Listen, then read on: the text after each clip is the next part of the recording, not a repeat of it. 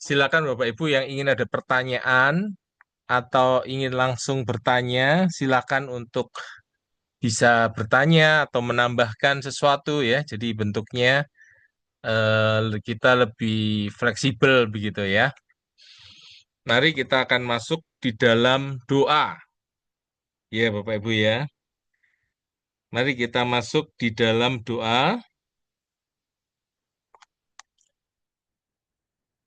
Mari kita berdoa. Bapak kami dalam surga, kami akan bersama-sama belajar tentang 10 hal-hal yang kami bisa lakukan untuk bisa meningkatkan pernikahan kami. Berkati waktu ini, urapi hamba-Mu, berkati kami semuanya, dalam segala keterbatasannya, Tuhan tolong, Tuhan mampukan, biarlah pembelajaran ini menolong kami bisa menjadi pelaku-pelaku kebenaran-Mu, biar Roh Kudus memberkati kami, memampukan kami, dan mengurapi kami satu persatu. Dan Tuhan berkatilah segala kebutuhan-kebutuhan kami yang kami butuhkan, Tuhan cukupkan. Biarlah segala puji buat Kristus melalui materi yang dibagikan ini kami diubahkan, ditransformasi oleh Tuhan yang membawa kebaikan buat pernikahan kami masing-masing. Berkati pada materi pada malam hari ini. Demi Yesus kami sudah berdoa. Amin. Ya, oke.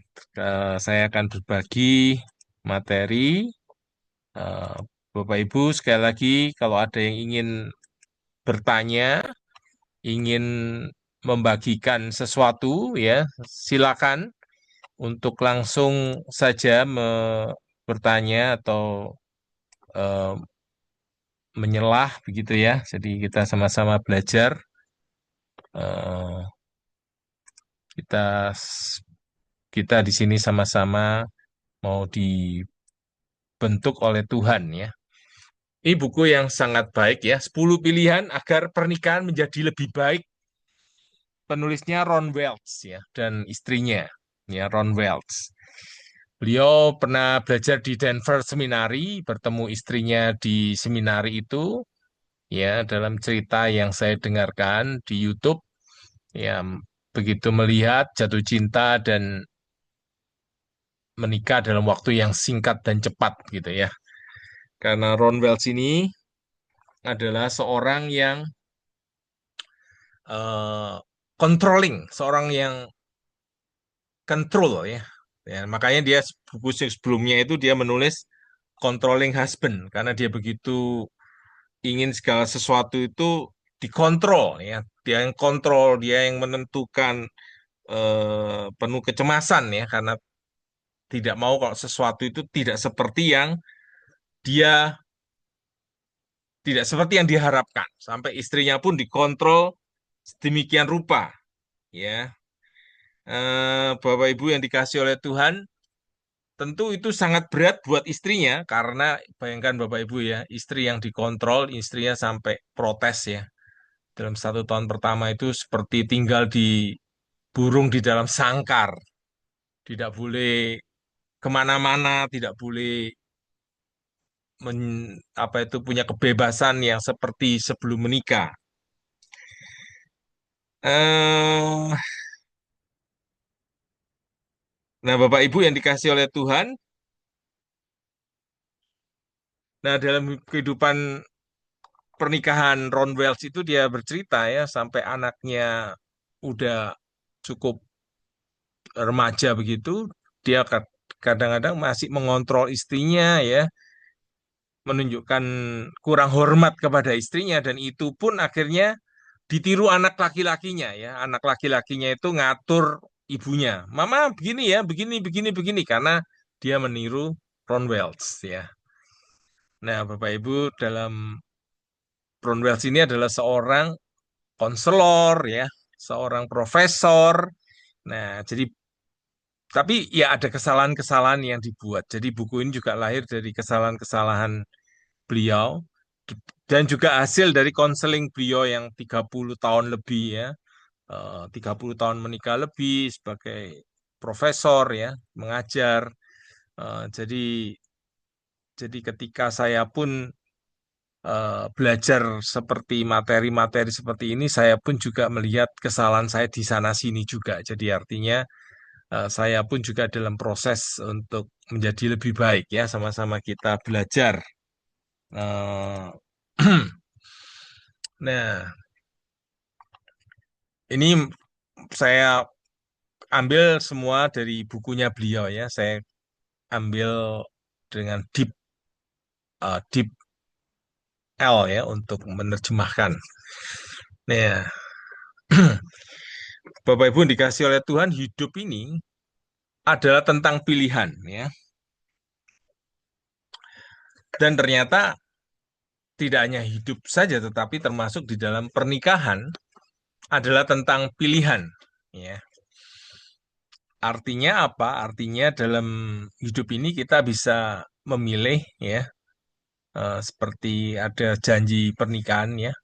Aku akan mencintaimu dalam suka dan duka, miskin atau kaya, sehat ataupun sakit ya. Ini adalah sebuah pilihan yang disengaja dan berulang.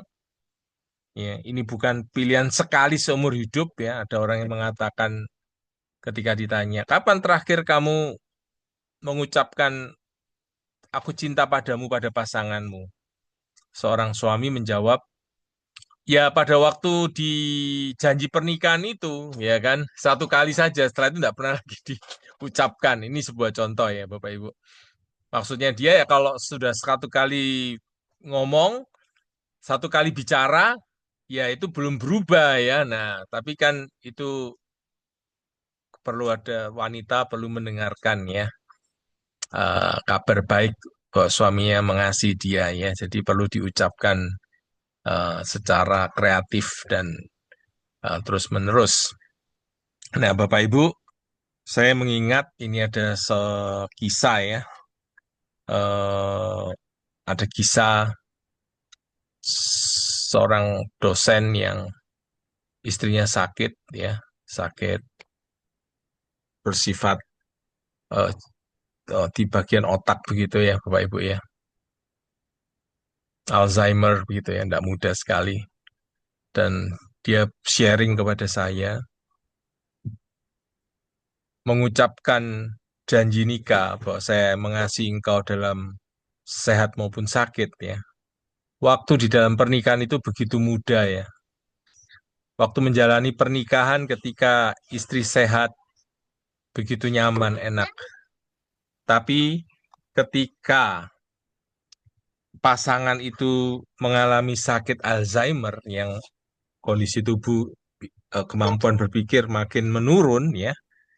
eh, Bapak Ibu boleh off-kan dulu speakernya ya supaya tidak keluar suara kecuali nanti mau bertanya. Nah, dia berbicara kepada saya, sangat tidak mudah mempraktekkan untuk mengasihi pasangan ketika kondisi sedang sakit ya. Tapi itulah yang Tuhan mau ketika kita berkata aku bersedia ya. Itu suatu keputusan yang kita bisa buat berulang kali setiap hari. Jadi artinya mengasihi pasangan itu adalah sebuah kesadaran, sebuah pilihan yang kita bisa buat setiap hari ya.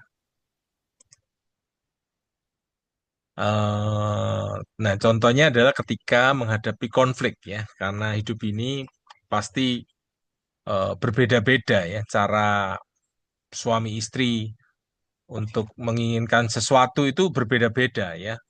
Istri dan suami itu misalnya di sini ya, Bapak Ibu ya, penyebab konflik itu misalnya penggunaan uang, kebiasaan malas, salah satu mendengkur, tagihan, apa yang akan dimakan makan malam misalnya mengemudi terlalu cepat ya. Jadi bagaimana cara orang menghadapinya? Ada yang kompromi ya. Kompromi itu mencoba untuk misalnya eh, orang tidurnya satu suka dingin sekali ya, satunya nggak suka pakai AC. Oke, pakai AC tetapi tidak dingin misalnya di 25 Celcius gitu kan. Nah, jadi itulah namanya kompromi ya kan. Ada yang lagi memilih untuk menukar ya apa yang mereka inginkan. Jadi ada pertukaran-pertukaran. eh, ada yang membiarkan orang lain yang paling berdampak ya, orang lain ya sudah kamu memilih itu ya ada konsekuensinya. Nah, ini contoh yang lain ya menghadapi konflik. Nah, konflik itu begitu banyak sekali ya Bapak Ibu ya. Jadi artinya rumah kotor, apa yang akan ditonton di televisi ya. Jadi kalau TV-nya satu, remote-nya satu ya, satunya mau lihat drama Korea, satunya mau lihat sepak bola misalnya. Nah, itu sudah masalah ya. Mendisiplinkan anak, satu mau tegas ya, satu yang satunya mau diskusi dulu, sharing dulu. Ini ada kisah seorang istri yang dibesarkan dari papa mama yang keras ya, jadi tegas. Nah, sedangkan suaminya dibesarkan dari keluarga yang demokrasi, semuanya dibicarakan. Nah, sehingga ketika akhirnya membesarkan anak pun menjadi apa namanya sering terjadi konflik begitu ya. Nah, konflik bisa masalah pakaian kotor yang berserakan di rumah, kapan berhubungan seks ya, merasa dianggap remeh ya, waktu tidur anak-anak jam-jam berapa ya, pulang kerja terlambat, tidak mengeluarkan pakaian kotor dan masih banyak lagi Bapak Ibu ya. Jadi konflik itu bisa begitu banyak sekali ya. Jadi hal-hal yang tidak pernah terpikirkan itu sudah bisa membuat konflik. Parkir mobil ya, parkir motor, tidak menjawab telepon, tidak mengatakan tolong, tidak terima kasih, tidak mengatakan aku mencintaimu, siapa yang harus makan malam ya. Ini contoh Bapak Ibu ya. Siapa yang harus mencuci piring ya. Ya itu juga bisa menjadi suatu konflik. Nah, John Gottman itu berkata ya bahwa dalam penelitiannya selama 20 tahun terhadap lebih dari 200 pasangan, dia mengatakan bahwa kemampuan pasangan untuk menyelesaikan konflik yang tidak terhindarkan dalam setiap hubungan, ya, banyak pasangan percaya bahwa kami tidak pernah bertengkar adalah tanda kesehatan pernikahan. Namun saya percaya kita tumbuh di dalam hubungan kita dengan menyelesaikan perbedaan kita. Itulah cara kita menjadi orang lebih baik, lebih penuh kasih dan benar-benar merasakan buah-buah pernikahan. Jadi John Gottman ini bukan orang Kristen, dia seorang Yahudi yang ahli di bidang pernikahan. Ya, Bapak Ibu ya. Dia seorang Yahudi yang ahli di bidang pernikahan. Eh, kemudian menuliskan, dia menuliskan buku penelitian, buku-buku tentang masalah pernikahan yang sangat baik sekali ya, yang diambil banyak oleh orang Kristen karena memang penelitiannya eh, bersifat eh, akademis ya. Nah, ini yang pertama, kita bisa memilih dalam hidup ini kita bisa banyak pilihan ya Bapak Ibu ya. Nah, saya pikir seperti orang memasak, saya bayangan saya ya, Bapak Ibu ya. Kita ini memasak ingin dalam masakan nasi goreng kah, mie goreng kah, capcay kah, kita ingin nambah apa di dalam mm, makanan yang kita lagi sedang masak. Nah, gambaran sebuah pernikahan ya, saya melihat itu bisa menjadi salah satu analogi ya dalam pernikahan kita. Apa yang akan kita tambahkan dalam pernikahan ini ya. Jadi kalau kita pilih dalam pernikahan ini ada banyak tertawa ya, banyak banyak bergurau ya, banyak hal yang bersuka cita ya, tentu hal itu sangat baik. Anak-anak akan menjadi tumbuh menjadi orang-orang yang lebih humoris ya, nggak tegang ya. Tapi kalau ti- sebaliknya ya, anak-anak akan menjadi eh, tegang ya, hormon-hormon yang tidak menyehatkan itu bisa muncul ya di dalam diri anak-anak.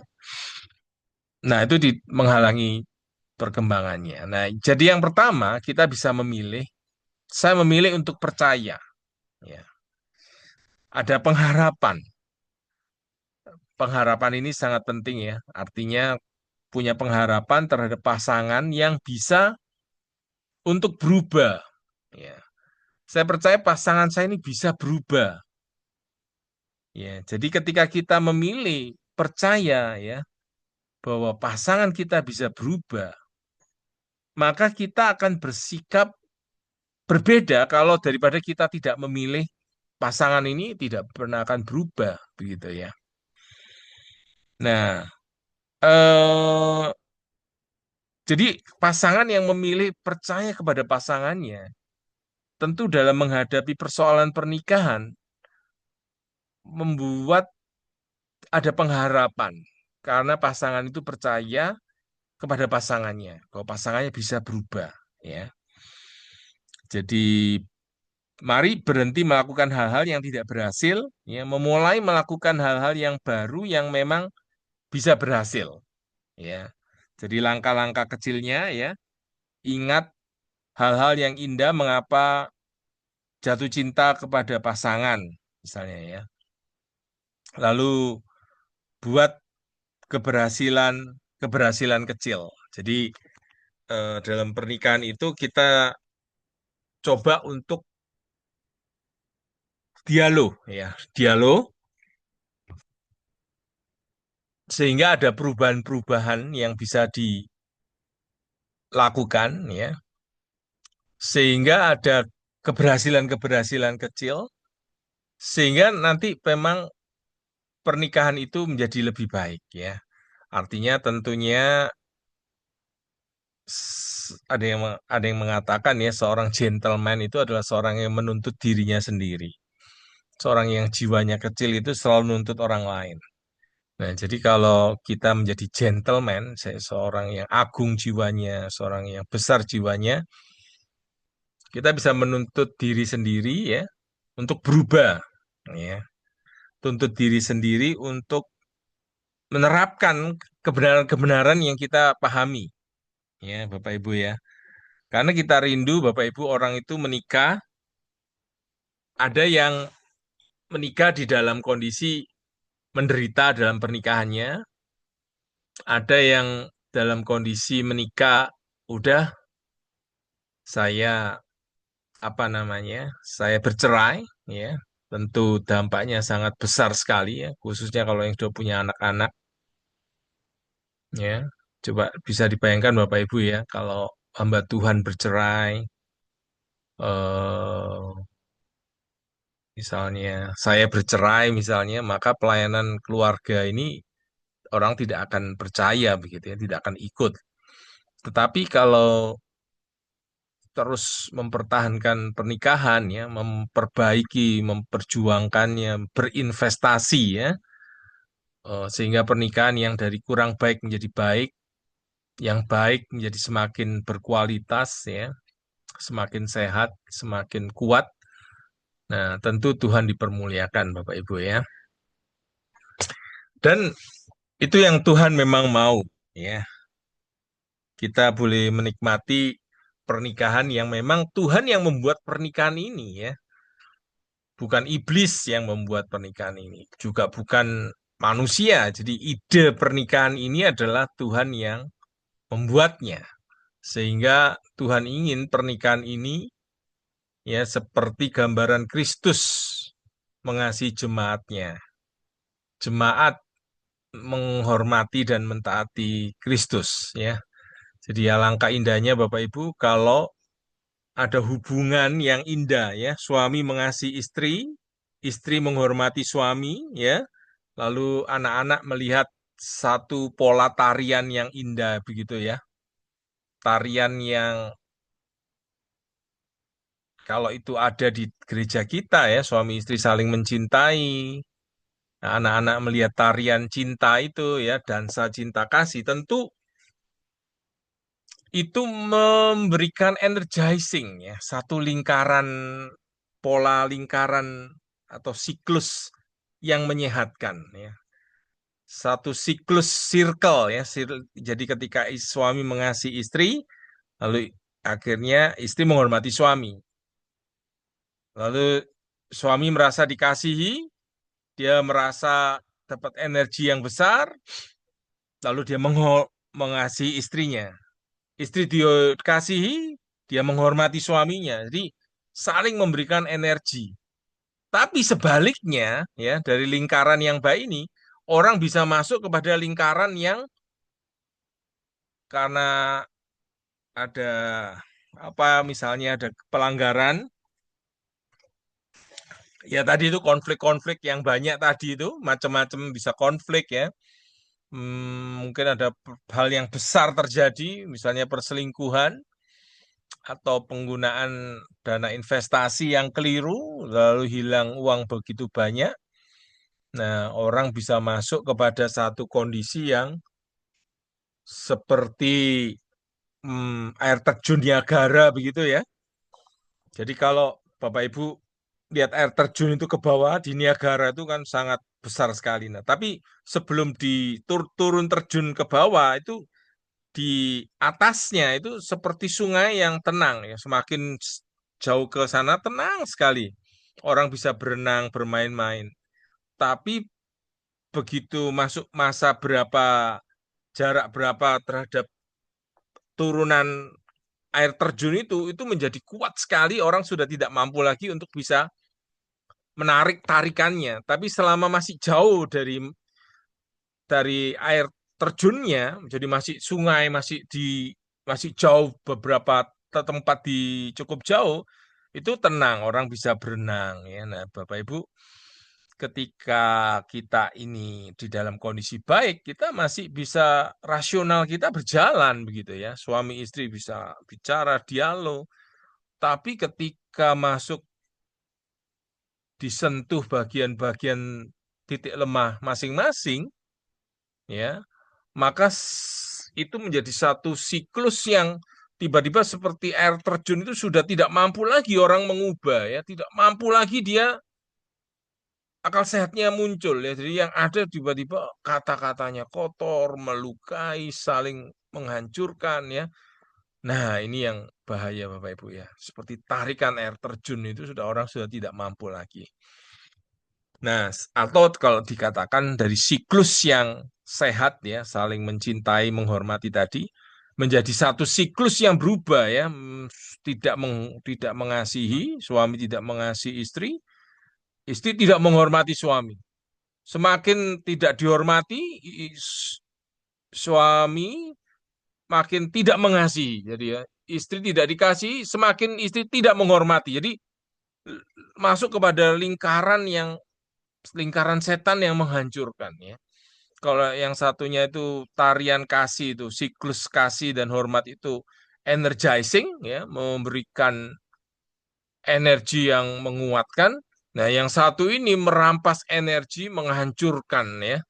Nah, jadi sangat mengerikan ya. Eh, saya bertemu dengan suami istri yang bisa begitu ya.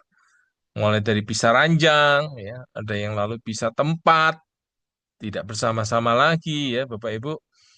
Mereka ada anak-anak mereka melihat papa mamanya, mereka orang-orang Kristen ya. Bahkan ada yang hamba Tuhan juga. Eh, nah ini yang menjadi perhatian, maksudnya menjadi eh, membuat saya juga merasa sedih ya, merasa sedih dan ingin bisa melakukan sesuatu apa. Nah, Bapak Ibu, mari kita bisa memilih untuk percaya ya. Hope ya, memilih berharap. Nah, kemudian kita juga bisa memilih yang namanya pilihan yang lain yang kita bisa tambahkan dalam pernikahan kita adalah memilih untuk berkomunikasi dengan baik ya. Berkomunikasi dengan baik ya. Berkomunikasi secara akurat. Nah, untuk komunikasi yang baik ada empat hal ya. Mendengar secara aktif, artinya mendengarkan itu meminta feedback ya. Benar nggak kalau saya mendengar seperti ini ya? Apa jadi kita bisa bertanya kepada orang lain, pada pasangan kita, apa yang kamu maksud seperti ini? Ya, seringkali orang itu tidak mengerti ya, salah paham ya. Maksudnya A yang ditangkap B, tapi sudah nganggap B yang yang dia anggap yang B yang dia pegang itu. Padahal A. Jadi seringkali salah paham begini ini merusak sekali ya. Tapi kalau misalnya pasangan itu misalnya suami bertanya kepada istrinya, apakah yang kamu maksud ini B? Nah, si istri akan bisa berkata, oh bukan B, A. Nah, oh begitu, ya kan? Nah, apalagi yang aku perlu ketahui apa hal lain yang aku bisa ketahui. Nah, jadi ini ini hal-hal yang sangat baik ya Bapak Ibu ya. Lalu coba disimpulkan, apakah kalau yang saya tangkap begini, betul tidak? Kalau salah tolong diberi koreksi. Nah, ini baik sekali ya. Aku melihat kamu merasa seperti ini ketika ngalami ya. Ini juga ada empatinya di situ ya. Aku lihat kamu merasa seperti ini. Nah, ini kita berempati kepada orang kalau sudah masuk kepada ini. Ini kalau di dalam bahasa Inggris ini menarik ya. ABCD ya. Active listening, brevity ya. Brevity itu singkat ya. Semakin singkat itu semakin tidak mudah disalahpahami ya. Bicara poin-poin penting. Lalu C itu clarity ya, kejelasan ya, buat sederhana, mudah dimengerti ya, clarity, clear, jelas begitu ya. Kalau orang ngomongnya bulat atau berputar-putar gitu ya, itu menjadi sulit untuk dipahami memang ya. Oke, lalu yang ketiga, yang keempat adalah delivery-nya ya, penyampaiannya. Jadi menyampaikan pesan itu dengan nada dan sikap yang tepat ya. Kalau cara nadanya itu tone-nya ya, tone nada itu tidak percaya ya. Bisa kamu melakukan itu. Ah, nada-nada begitu, nada kritis misalnya, kamu ini kok selalu bikin kesalahan aja. Misalnya ya, nada kritis, merendahkan misalnya, kamu ini goblok ya, kamu itu bodoh. Ah, ini nada-nada merendahkan itu ya, mengabaikan, agresif ya. Jadi mari kita hindari ya. Nah, persoalannya adalah orang yang pakai nada ini dia tidak sadar kalau dia pakai nada ini. Nah, ini persoalannya. Kalau kita pakai nada ini, kita tidak ngerti bahwa kita sedang pakai nada ini. Ini yang sulit. Makanya perlu ada konselor ya. Kalau kalau kondisi sudah sangat sulit suami istri, perlu ada orang ketiga yang membantu ya. Kalau enggak, ya bayangkan kalau dua-dua sama-sama agresif dan tidak sadar agresif ya. Dua-dua sama-sama merendahkan dan tidak sadar sama-sama merendahkan pasangan.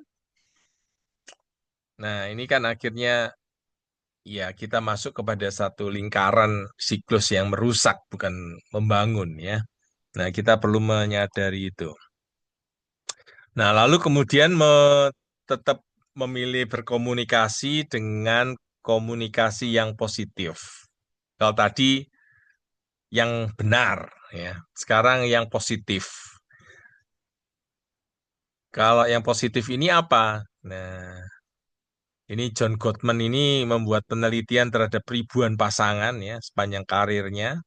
Salah satu temuan konsistennya adalah dibutuhkan setidaknya 5 pernyataan positif untuk menyeimbangkan satu pernyataan negatif. Ya, ada yang lagi mengatakan 7 banding 1. Kalau sudah ngomong satu yang negatif, perlu kita buat 7 pernyataan yang positif ya. Artinya pujian. Kalau Bapak Ibu sudah mengkritik satu, berikan pujian 7 untuk menyeimbangnya begitu. Gottman mengatakan pujian itu adalah salah satu hal yang dapat mencegah kritik ya, berubah menjadi penghinaan, pertahanan diri dan penolakan ya. Jadi pakailah kata-kata yang membangun apresiasi, pujian. Nah, di sini ya, kalau ada yang masih belum menikah, ini puji Tuhan ya, masih tidak melakukan banyak kerusakan ya. Kalau seperti saya dulu, kalau udah marah, udah lupa teori-teorinya ya. Kata-katanya begitu dilukai, yang keluar kata-kata berusaha melukai pasangan ya. Sampai istri saya itu menangis ya berkali-kali dan ya saya berdosa ya, saya bersalah. Tapi ya itu sudah terjadi ya. Nah, bersyukur nanti tanggal 21 Oktober ini ulang tahun pernikahan saya ke 25 tahun atas kasih sayang Tuhan, belas kasihan Tuhan ya untuk melindungi pernikahan saya sampai 25 tahun pernikahan ini. Nah, saya terus belajar, terus berusaha bagaimana membangun pernikahan yang baik ya. Saya sejak kuliah S1 dulu saya sudah belajar buku-buku ya tentang banyak membaca buku keluarga. Lalu pas eh, umur 44 saya masuk kuliah di Demin ya tentang marriage and family. Jadi ini menjadi satu minat untuk saya boleh belajar terus tentang keluarga. Selain membangun pernikahan saya sendiri, saya juga ingin membangun pernikahan-pernikahan yang lain. Nah, 10 aturan komunikasi ya. Ini memang seharusnya ini sebuah seminar sendiri, tetapi eh, ini saya berikan secara singkat saja untuk Bapak Ibu boleh melihat. Aturan pertama, jangan mengungkapkan masalah masa lalu ya. Jadi kalau misalnya fokusnya tentang masalah perbedaan mendisiplin anak misalnya ya. Nah, komunikasi yang positif berfokus pada apa yang sedang terjadi ya. Jangan nanti ingat nanti masalah disiplin anak lalu kemudian ingat masalah eh, uang, lalu masalah-masalah yang lain ya. Jadi itu jadi tambah satu belum selesai, udah ditambah macam-macam ya. Lalu aturan kedua, tangani satu konflik saat ini ya, satu saja. Jadi komunikasi positif berfokus pada satu masalah yang jelas ya. Lalu aturan ketiga, jangan menangani masalah di malam hari ya, karena kondisi sudah capek. Jadi komunikasi positif itu ya ketika kedua belah pihak memiliki energi yang baik, jernihan berpikir dan fokus. Keempat, jangan menangani masalah saat waktu terbatas ya, waktunya nggak cukup, mau coba selesaikan masalah.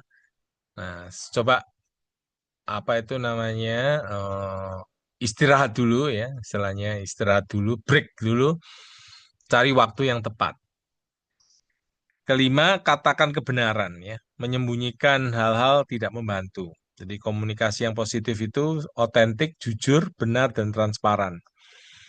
Jangan menyerang di bawah pinggang ya, artinya komunikasi itu konstruktif ya, jangan destruktif ya, serang pribadinya jangan ya, serang masalahnya yang diserang, persoalannya apa, itu yang diserang, bukan orangnya diserang ya. Fokus pada apa yang akan berhasil di masa depan daripada apa yang salah di masa lalu ya. Jadi yang masa lalu tidak bisa berubah lagi ya Bapak Ibu ya. Misalnya orang sudah berselingkuh, ya sudah tidak bisa dirubah. Orang sudah melakukan dosa, tapi apa fokus ke depannya ya supaya tidak jatuh dalam perselingkuhan begitu ya. Jadi menciptakan solusi yang positif untuk saat ini itu lebih penting daripada melihat persoalan di masa lalu. Dengarkan lebih banyak daripada berbicara ya. Dengarkan karena kita diberi dua telinga, satu mulut ya. Komunikasi positif terjadi ketika satu pasangan berbagi dan satu pasangan mendengarkan ya. Ini ada yang menarik Bapak Ibu ya, sebuah teori. Misalnya ada Bapak Ibu megang satu benda ya, satu benda, misalnya satu benda ini ya. Ketika pegang itu berarti bicara. Bicara dulu misalnya 5 menit. atau 10 menit. Setelah itu selesai, kasihkan kepada pasangan. Nah, yang pegang benda itu yang berhak bicara, yang tidak pegang benda itu mendengarkan. Ya, itu menolong untuk disiplin untuk itu ya, bergantian begitu ya. Itu coba bisa diterapkan.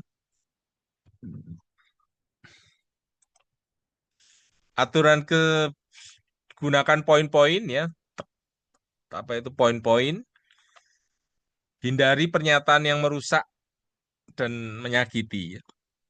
Komunikasi positif dan negatif saling bertentangan. Nah, Bapak Ibu mungkin ada yang ingin menanggapi atau ingin ingin sharing, silakan.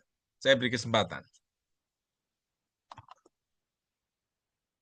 Apa ada Bapak Ibu yang ingin menanggapi, ingin memberikan masukan? Kita sama-sama saling belajar. Silakan kalau ada dari yang dibagikan ini. Apa ada yang ingin menambahkan? Bertanya?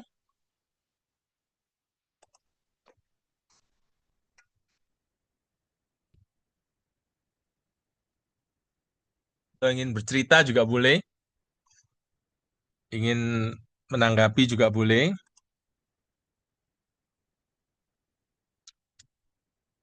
Oke, terima kasih. Kalau belum aja enggak apa-apa. Ya, kita bisa dalam komunikasi ya, yang baik ya, bisa berdiskusi ya, seberapa sering merasa kebahagiaan, kedamaian setiap hari, setiap minggu, setiap bulan ya. Eh, Lalu atau hanya satu dua kali setahun ya, di kapan kita merasa berbahagia di-sharingkan ya. Lalu apa pola komunikasi yang negatif yang perlu diubah misalnya ya. Apakah kita ini saling bersaing atau bekerja sama ya. Bapak Ibu, kalau ada pasangan-pasangan itu yang jiwanya itu adalah istilahnya itu tipe A ya, orang-orang yang bersaing, bersaing dan bersaing ya. Jadi yang aku harus menang ya. Orang lain nggak boleh menang. Nah, itu kalau ada pasangan begitu, Bapak Ibu memang tidak mudah ya. Jadi yang baik adalah apa? Harusnya pasangan itu saling kerjasama ya, bukan bersaing ya. Kita ini satu tim, gitu ya. Apakah Anda lebih sering mengkritik satu sama lain daripada memuji atau membangun satu sama lain ya? Bapak Ibu kalau ada pertanyaan silakan nanti langsung ngomong ya. Nah, pilihan yang berikutnya tadi setelah bicara memilih berkomunikasi yang baik, yang membangun, yang benar ya, memilih percaya. Lalu saya memilih untuk melepaskan beban yang lama ya.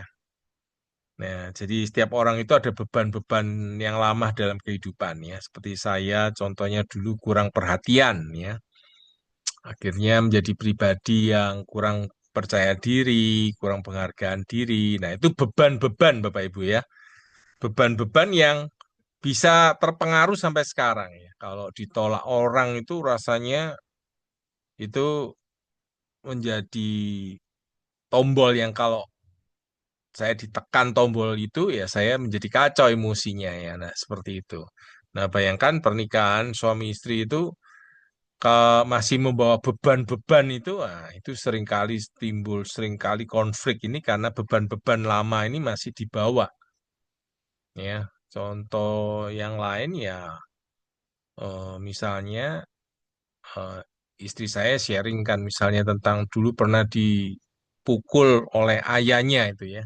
Nah, itu masih menjadi trauma ya sampai sampai ketika umur sudah dewasa ini. Nah, ini contoh beban itu perlu dilepaskan.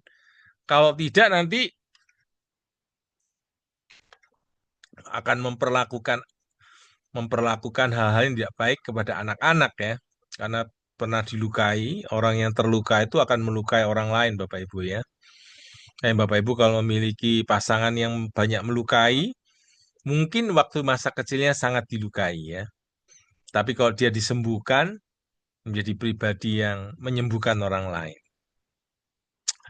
Nah, respon orang terhadap masalah masa lalu bisa menyalahkan, ya, menyalahkan orang lain, bisa menyalahkan diri sendiri, bisa menjadi mengendalikan sebagai respon terhadap rasa sakit, ya, dia berusaha segala sesuatu terkendalikan, ya, dia yang mengendalikan, atau melarikan diri, ya, orang yang melarikan diri ini contoh ke narkoba, ya, ke free sex, ke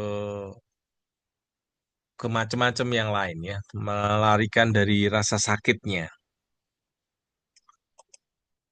Nah, berikutnya pilihan yang lain adalah saya memilih untuk memaafkan, memilih pengampunan, ya, daripada ketidakampunan, ya, daripada tidak mengampuni. Jadi mengampuni sangat baik, ya. Saya, Bapak Ibu, melihat, saya mendengarkan kisah, ya, eh, dari Mongol Stress. Mongol Stress cerita di dalam YouTube-nya. Saya mendengar YouTube-nya, ya, YouTube yang ketika podcast begitu. Mongol Stress bercerita tentang dia meminjamkan uang 53 miliar kepada seorang politikus wanita, ya, Kristen, dan dia dipegangi surat-surat rumah, ya, sebagai jaminan. Ternyata politikus itu ditangkap polisi karena kasus korupsi. Nah, sehingga dipenjara sekarang. Nah, sehingga Mongol Stres itu karena surat-surat rumahnya belum dibalik nama, ya, akhirnya disita oleh pihak negara kan. Jadi jadi jadi bayangkan 53 M Bapak Ibu, ya. Itu kalau mau diberikan kerupuk itu berapa banyak kerupuk Bapak Ibu, ya. Kalau dicoba mengumpulkan 53 M itu berapa lama untuk kita mengumpulkan itu? Tentu sangat tidak mudah, ya.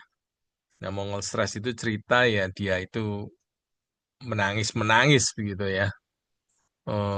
Stres-stres begitu kan. Tapi kemudian akhirnya dia melepaskan, ya, dia ngomong dia dia ngomong dia pergi liburan ke Bali, ya, pergi ke laut, dia suka dengan laut, lalu kemudian melepaskan healing di sana, ya. Ya, Tuhan menguatkan Mongol dengan perkataan, apakah kurang kebaikanku kepadamu? Yang lain lagi dia berpikir, dia bertanya juga kepada dokter, kalau stroke itu biayanya berapa per hari, ya? Nah, karena kalau orang nyimpen kepahitan kan bisa stroke Bapak Ibu, ya. Stroke itu satu hari bisa biayanya belasan juta. Nah, satu tahun itu bisa berapa? Nah, akhirnya dia setelah pulang dari Bali, dia pergi ke penjara wanita dan mengatakan kepada wanita itu, saya mengampuni, memutihkan hutangmu. Wah, itu saya kagum, ya.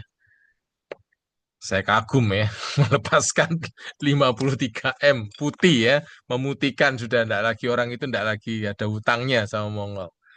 Saya kagum itu, ya, orang bisa seperti itu. Cuman itulah yang perlu kita lakukan kalau orang melukai kita, Bapak Ibu, ya. Kalau kita simpen kepahitan itu, kemarahan itu akan menghancurkan di dalam diri kita, ya. Kanker akan muncul, ya. Sakit mah akan muncul, sakit organ-organ tubuh akan muncul karena kepahitan, ya, yang kita simpan. Karena itu pilihan yang terbaik adalah mengampuni, Bapak Ibu, ya. Dalam pernikahan, dalam keluarga juga mengampuni, ya. Kalau istri bisa mengampuni istri suaminya, ya, suaminya mungkin apa itu namanya pasif, ya, dia yang pinter cari uang, suaminya nggak mampu cari uang dengan baik, ya. Kalau istrinya tidak bisa mengampuni, ya, bagaimana Bapak Ibu? Pernikahannya bisa hancur, ya. Anak-anak yang rugi. Yang dibutuhkan ya mengampuni, ya, mengampuni, menolong. ya, sebagai seorang istri dipanggil untuk menjadi penolong ya. Bagaimana dari suami yang pasif menjadi suami yang aktif ya. Saya termasuk orang yang pasif Bapak Ibu ya. Saya termasuk orang yang perlu belajar bagaimana menjadi seorang pria ya. Saya terus belajar Bapak Ibu, mengambil inisiatif karena saya tidak dilengkapi itu ya waktu masa kecil. Saya tidak menyalahkan orang tua saya, tapi ketika saya besar memang saya banyak kekurangan ya. Jadi kekurangan seperti hal-hal seperti itu ya, tanggung jawab, dilatih bekerja keras ya. Jadi saya perlu masih terus PR, banyak PR di situ untuk belajar memperbaiki diri. Nah, 4 unsur pengampunan itu adalah permohonan maaf, ada penyesalan, tanggung jawab, dan mengharapkan kesuksesan ya. Jadi intinya berikanlah pengampunan ya. Pengampunan itu eh, apa namanya bisa sepihak Bapak Ibu ya. Ketika orang lain salah kita mengampuni. Ya, rekonsiliasi butuh dua belah pihak. Tapi kalau pengampunan kita yang memberikan ya. Memang ini suatu yang tidak mudah, butuh kuasa Tuhan menolong kita ya. Kalau kasus-kasus yang besar seperti perselingkuhan ya, itu sangat tidak mudah sekali ya. Memilih memaafkan itu tapi justru yang terbaik ya. Kita melepaskan balas dendam kita ya. Kita berhak untuk membalas tapi kita lepaskan kekuasaan itu untuk membalas menyakiti dia. Kita lepaskan. Lalu menerima bahwa memaafkan memang itu tidak adil ya. Seperti Kristus mati buat kita ya. Seharusnya kita yang dihukum, kita orang berdosa Bapak Ibu, tapi sekarang Kristus yang dihukum untuk dosa-dosa kita. Nah, itu menunjukkan salib itu menunjukkan ketidakadilan diselesaikan di sana ya. Allah rela mengorbankan nyawanya untuk kita ya. Itu tidak adil dong kita orang berdosa harusnya kita yang dihukum masuk neraka ya. Tapi kita malah dikasih surga, dikasih pengampunan, dibenarkan, dijadikan anaknya, dimuliakan sama dia ya. Nah, kemudian sama yang Tuhan lakukan, Tuhan makin ingin menolong kita menjadi baik. Nah, di sini kita pun juga dipanggil dengan mengampuni itu kita membantu pasangan kita berubah ya. Karena tanpa pengampunan tidak mungkin akan menolong pasangan itu sembuh ya, malah makin terpuruk, malah makin hancur ya. Tapi ketika ada pengampunan, meskipun pasangan itu salah jalan, ketika ada kasih ya, ada karunia, ada anugerah dalam pernikahan, pasangan bisa sembuh ya. Banyak kisah-kisah itu ya, orang yang sudah berselingkuh belasan tahun ya. Ini kisah-kisah yang kita sudah dengarkan ya, para artis itu setelah itu kembali kepada pasangannya dan diterima ya. Lalu pasangan itu bertobat jadi hamba Tuhan ya, yang berselingkuh itu ya, jadi hamba Tuhan yang dipakai Tuhan hebat. Anak-anaknya pun yang hancur karena narkoba, free sex, melihat bapaknya itu dipulihkan Tuhan, anak-anaknya ikut dipulihkan Tuhan, jadi hamba-hamba Tuhan semua ya. Nah, ini sebuah contoh ya, Bapak Ibu. Ini kisah nyata begitu banyak sekali, Bapak Ibu ya. Coba bayangkan kalau suami berselingkuh belasan tahun itu ditolak, mungkin dia nggak akan pulih dan anak-anak pun tidak akan pulih ya. Tapi karena ada pengampunan yang luar biasa itu, anak-anak pulihkan, suaminya dipulihkan ya. Hmm, Mungkin ketika orang lain salah, kita bisa bertanya ya, memahami dulu, kenapa kamu melakukan yang kamu lakukan? Supaya kita bisa mengerti ya, apa yang terjadi. Apa yang membuat kamu memilih perilaku atau kata-kata tertentu? Bagaimana melakukan apa yang Anda lakukan ya, menyelesaikan masalah atau memenuhi kebutuhan Anda. Jadi kita bisa bertanya ya, apa yang saya bisa lakukan memenuhi kebutuhan Anda? Apakah Anda merasa tertekan melakukannya? Nah, ini pertanyaan-pertanyaan yang kita bisa ajukan dalam relasi, dalam hubungan kita memahami orang yang melukai kita. Kemudian pilihan yang lain adalah, Bapak Ibu ya, pilihan apa yang membuat pernikahan menjadi lebih baik ya. Tadi mengampuni, berkomunikasi, percaya. Sekarang tidak egois ya. Eh, Henry David ya berkata, mengorbankan kebahagiaanmu demi kebahagiaan orang yang kamu cintai adalah jenis cinta yang paling sejati ya. Jadi kalau ada orang yang mengorbankan orang lain untuk untuk diri kita sendiri itu bukan cinta ya, tapi mengorbankan kebahagiaan diri kita demi kebahagiaan orang lain, ini cinta yang paling sejati. Ini yang dilakukan oleh Kristus Bapak Ibu ya. Kristus mengorbankan dirinya di atas kayu salib, dia turun ke dunia, ya mencari kita, lalu dia rindu kita boleh mendapatkan kasih karunia demi kasih karunia-Nya. Dia rindu kita mendapatkan rahmat-Nya, ya. Dia mengorbankan dirinya, ya. Itulah kasih yang sejati, ya. Ada pengorbanan diri untuk orang lain. Tapi orang yang egois, ya istilahnya tidak mau berkorban, Bapak Ibu ya. Tidak akan mau berkorban, ya. Nah, untuk bisa tidak egois, Bapak Ibu ya, perlu ada komitmen, dedikasi pribadi ya. Jadi kalau ada orang yang tidak egois ya, dia dia punya komitmen ya. Maka yang dia lihat, dia melihat seperti ini ya. Dia memandang diri mereka suami istri ini sebagai tim ya. Kita ini tim ya. Tim itu satu satu sisi ya. Kita ini rekan ya, rekan rekan bersama-sama ya. Rekan penerima kasih karunia. Mereka memiliki pandangan jangka panjang terhadap pernikahan. Jadi pernikahan ini satu kali untuk selamanya. Pernikahan menjadi prioritas dan mereka melakukan pengorbanan satu sama lain demi kebaikan pernikahan itu ya. Jadi bayangkan betapa indah Bapak Ibu ya kalau pernikahan seperti ini ada di gereja, di dalam kehidupan orang Kristen ya. Maka gereja kuat Bapak Ibu. Gereja kuat ya. Gereja kuat, masyarakatnya kuat, anak-anaknya jadi anak-anak yang kuat, sehat ya.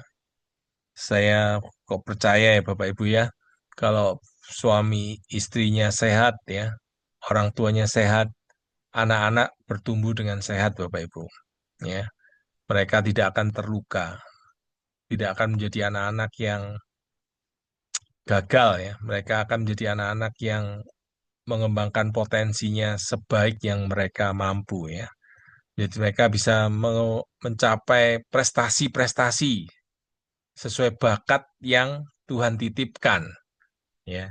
Tapi kalau mereka berada di dalam keluarga yang tidak sehat, Bapak Ibu ya, mereka terluka, ya, luka-luka atau hal yang seperti ini menghalangi mereka mengembangkan potensi-potensi mereka yang maksimal. Ya, saya bersyukur kalau Tuhan menolong kami dalam pernikahan kami berusaha menjadi keluarga yang sehat, ya, sehingga anak-anak itu ada yang bisa menjadi the best student, ya, ada yang bisa mengembangkan potensi-potensinya di organisasi, mengaktualisasi diri dengan sukacita, ya, mengembangkan potensinya. Jadi kami turut bersyukur, ya. Oke, ini sebenarnya tes, ya, ada tesnya, Bapak Ibu. Kalau kita ini egois, ada tesnya ya. Jadi ada pernikahan yang modelnya kita atau pernikahan yang saya. Ya. Nah, yang sehat adalah pernikahan yang kita. Oke, ini Bapak Ibu tahu aja bahwa ini ada tesnya. Ya, nanti ada hasilnya ini. Nanti ada kalau misalnya 0 sampai 2 begitu ya, biasanya lebih fokus pada pasangan daripada diri sendiri. Tapi kalau jawabannya 8 sampai 10 berarti fokus lebih pada diri sendiri daripada pada pasangan. Nah, tentu Bapak Ibu kalau menikah dengan orang yang sangat egois, wah Bapak Ibu sangat menderita ya. Katanya ada yang mengatakan kalau kita hidup dalam pernikahan yang sulit, kita akan menjadi filsuf Bapak Ibu ya. Tapi kalau kita hidup dalam pernikahan yang indah, ya kita mencicipi surga. Ya, tentu kita bisa mengubah Bapak Ibu. Kita ubah dari diri sendiri ya. Kita tidak bisa mengubah pasangan kita, saya tidak bisa mengubah pasangan saya, meskipun saya bagikan materi ini, tapi saya bisa mengubah diri saya sendiri. Kalau saya berubah, harapannya pasangan juga ikut berubah. Ya, saya bersyukur pasangan saya juga ikut melayani kabel, jadi belajar terus dan saya melihat itu mengubah banyak pasangan saya ya. Contohnya misalnya dalam hal kebutuhan seks misalnya ya. Istri saya itu memberikan satu pengertian begini. Ketika saya membutuhkan seks misalnya, lalu istri saya punya konsep, ya itu setelah sekian lama menikah Bapak Ibu ya, setelah 20 tahun menikah itu. Konsepnya adalah kalau itu bisa membahagiakan suami, kenapa tidak diberikan begitu ya. Nah, saya bersyukur ya Bapak Ibu. Kalau bayangkan ya kalau dari pernikahan waktu sebelum menikah itu sudah ada pikiran seperti itu, tentu sangat indah sekali ya. Tapi ya itu realitas bahwa butuh waktu panjang untuk konsep-konsep berpikir itu bisa berubah.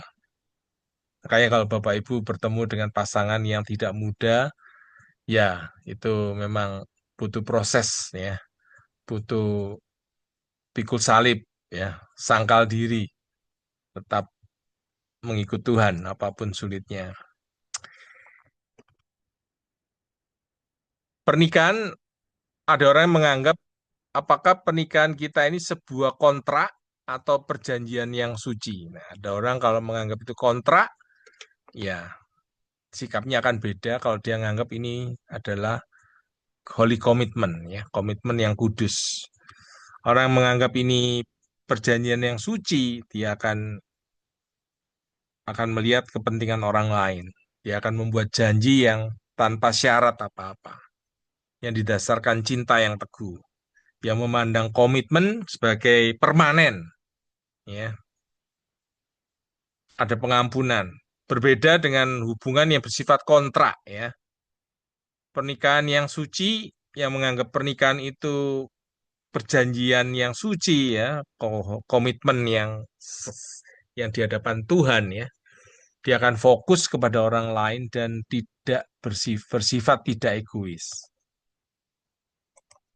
Oke.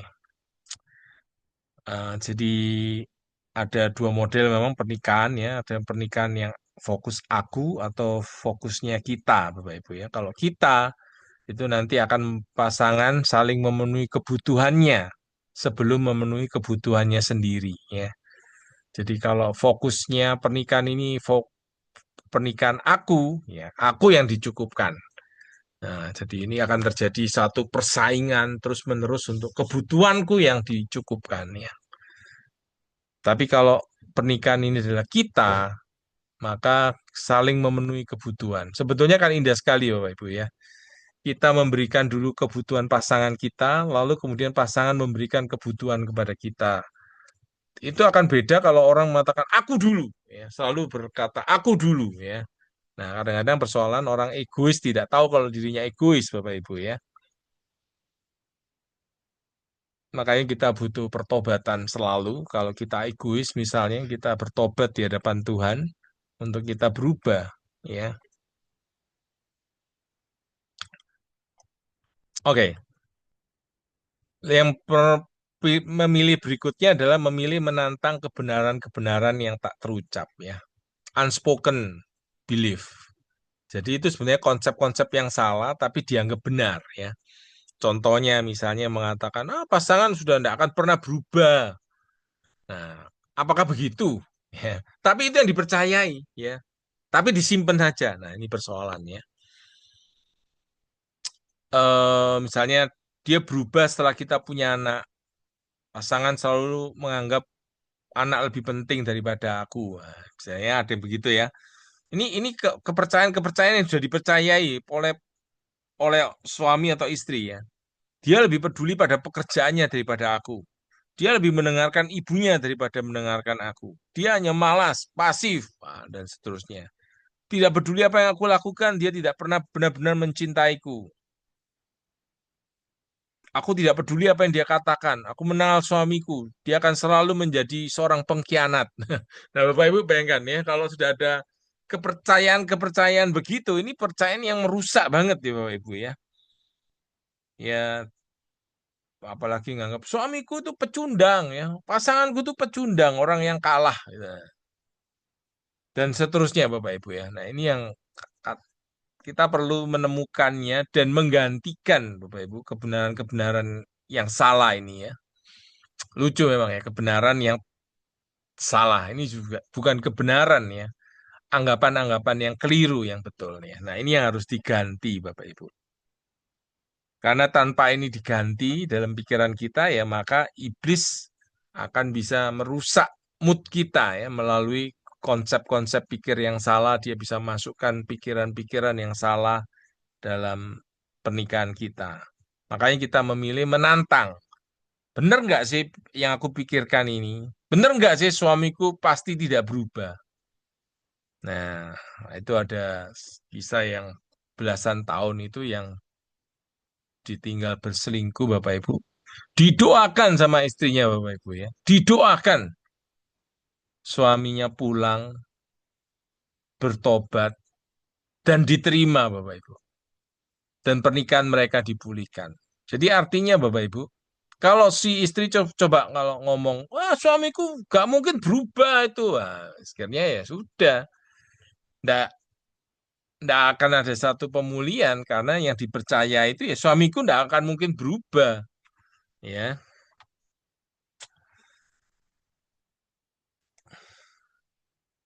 yang lain adalah saya memilih untuk menjadi intim.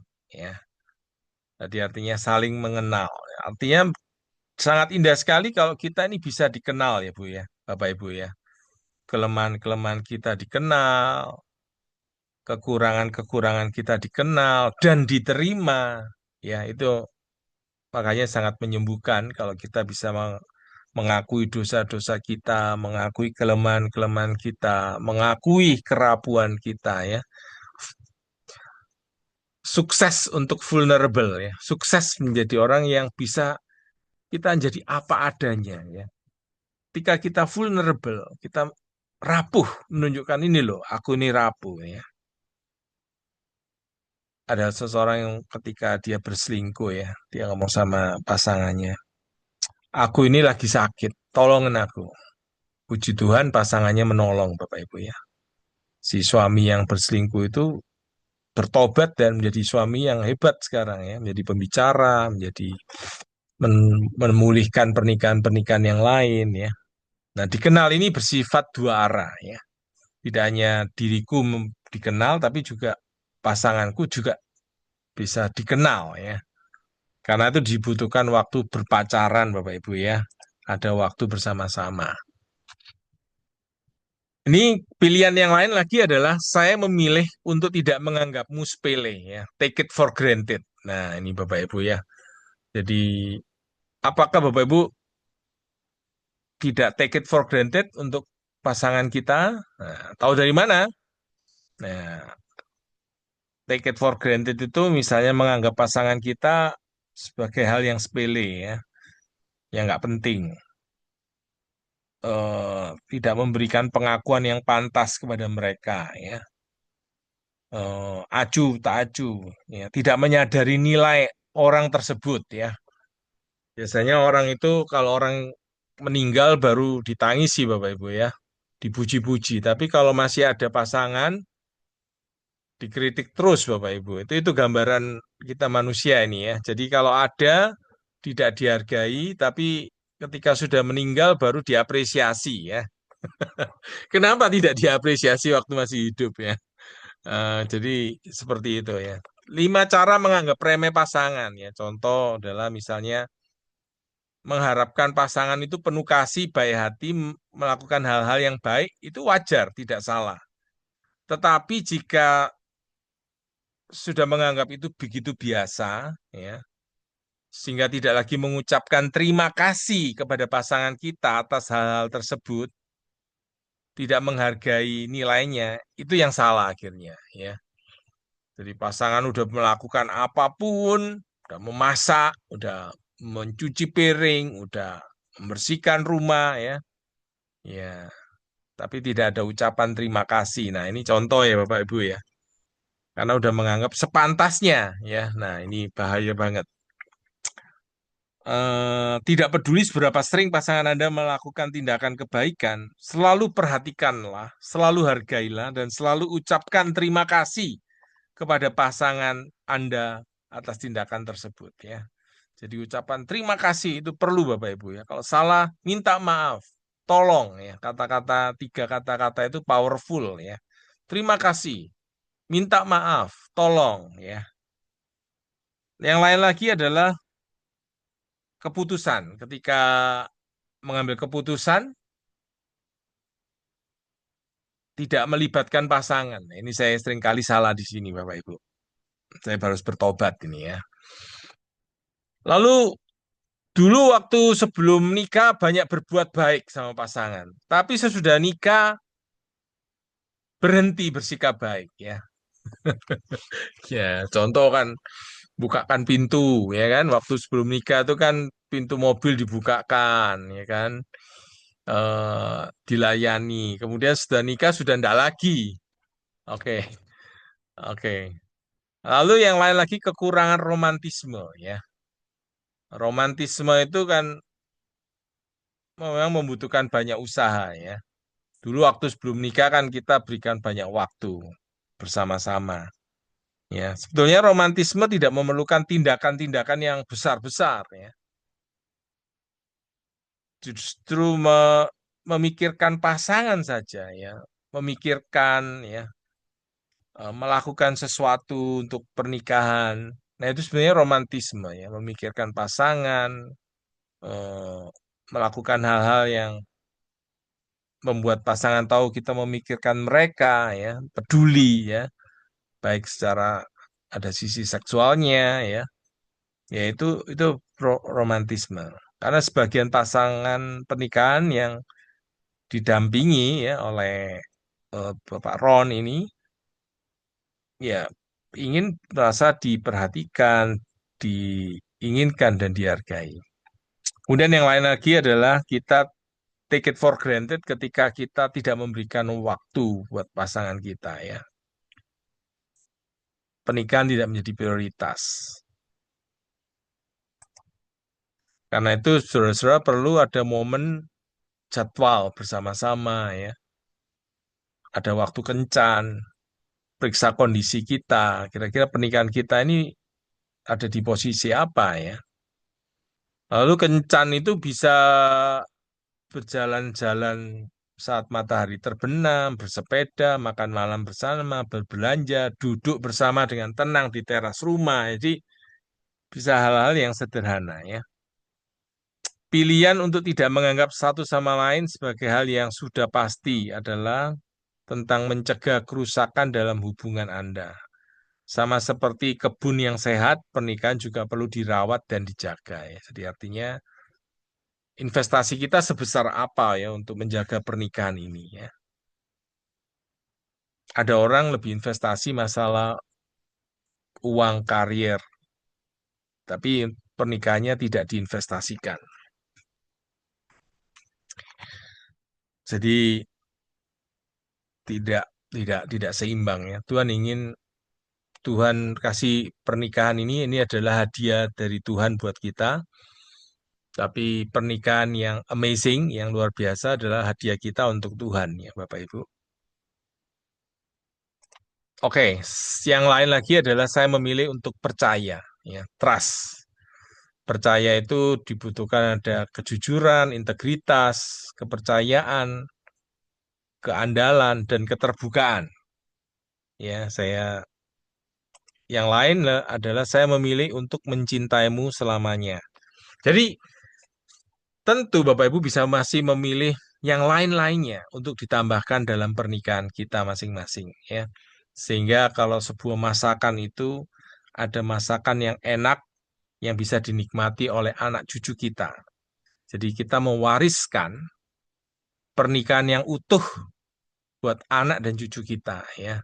Tidak hanya utuh saja suami istri tidak bercerai sampai tua nenek kakek, tapi juga pernikahan yang berbahagia.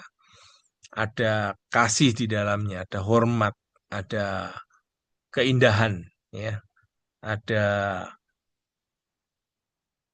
kemuliaan Tuhan di dalamnya. Oke, Bapak Ibu, silakan Bapak Ibu untuk menambahkan kalau ada